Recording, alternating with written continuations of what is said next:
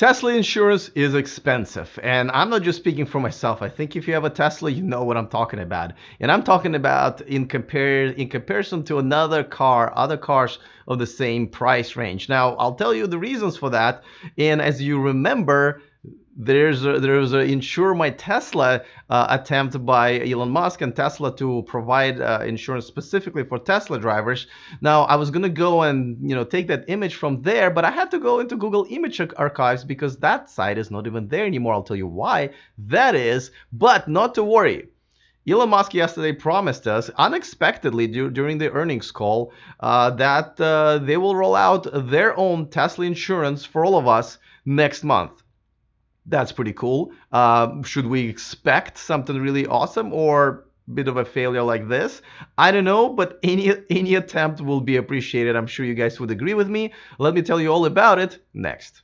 Taking over the world, electrifying the world, E4 Electric. Welcome to E4 Electric, your number one source of unbiased electric car news. If this is your first time here, go ahead and click on that subscribe button down there so you don't miss anything moving forward. By the way, if you want to see behind the scenes stuff from me and me doing my reviews and Instagram, check me out on Instagram under E4 Electric. All social media under E4 Electric, but Instagram, I've been really stepping up my game there. Anyway, okay, so during the earnings call yesterday, which just did not go well, as you know, I have another video for that.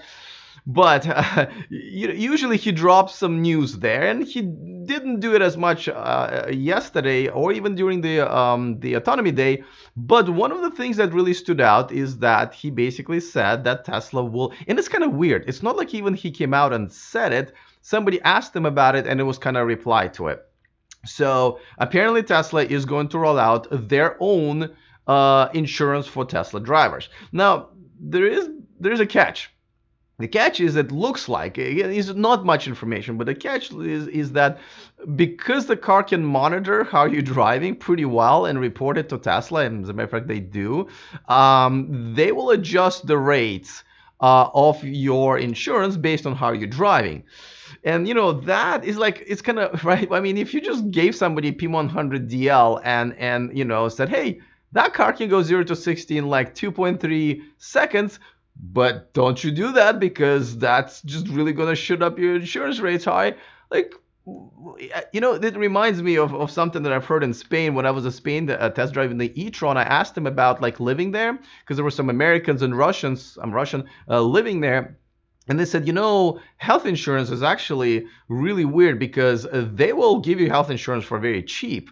But then if you're going to start seeing the doctors and doing blood tests and maybe being in a hospital, they will jack up your rates based on how much money they spend on you. So that, I feel like the Tesla insurance is going to be kind of like healthcare in Spain, where it's like, well, if you really want to have fun with this car, you're going to pay for that. And I wonder if you do pay more because of your more aggressive and fun driving, would that still be cheaper than any other insurance company?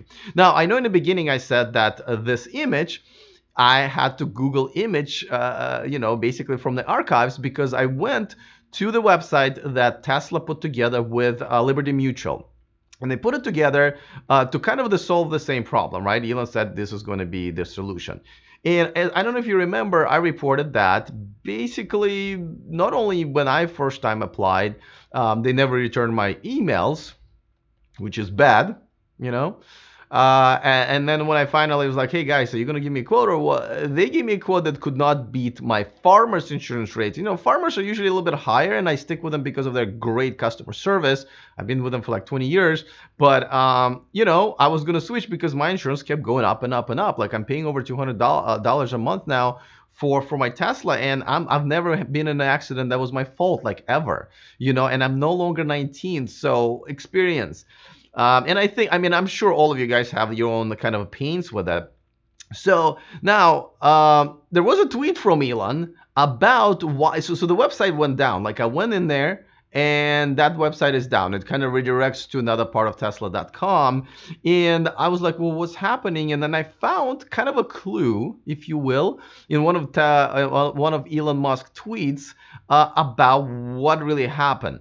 Let me show you that tweet. Before that, a quick reminder, of course, that this video and this channel is sponsored by Byton. Check out the all-new, all-electric Byton M-Byte coming to the US and Europe, scheduled for 2020. Starting at only $45,000 before the incentives. Check out the shared experience 48-inch screen there. One of 5 screens in that car. Over 50,000 reservations made around the world. You should probably get in that line. It doesn't cost you anything. It takes about a minute to do so. So go to byton.com or go in the description of this video to click that link and get your reservations today. I don't know why anybody would not do that. All right, so let's talk about the tweet. So Elon tweeted, and somebody tweeted at Elon saying, Elon at Liberty Mutual saying, what's the point of insure my Tesla through Liberty Mutual if their rates are almost double of their competitors? And it's true. A lot of people, and you guys know I have a couple of Tesla owner groups on Facebook, over 30,000 members there. So I remember posting the question saying, hey, did anybody really get better rates? And I think it was like one person out of, I think, 100 or 150 that replied at that time. He said yes. And so good question. And then Elon replied, and this was July of last year, so almost a year ago. Looking into this, will fix if so. Well, by fix, I kind of assumed that they would actually go back and say, hey, well, you're not giving the rates you told us you would. But essentially what looks like happened, they just took this thing down.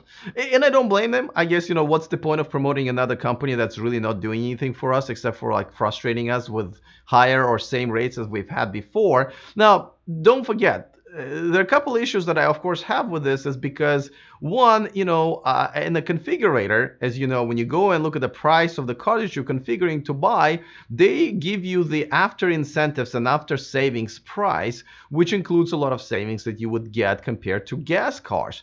Well, one thing that I've always said they don't really mention is that you're actually going to pay more in insurance, so that should be subtracted from the amount they're subtracting for the original price if we're doing this at all. I personally think, and I think a lot of people agree with me at this point, that they shouldn't give the after savings price.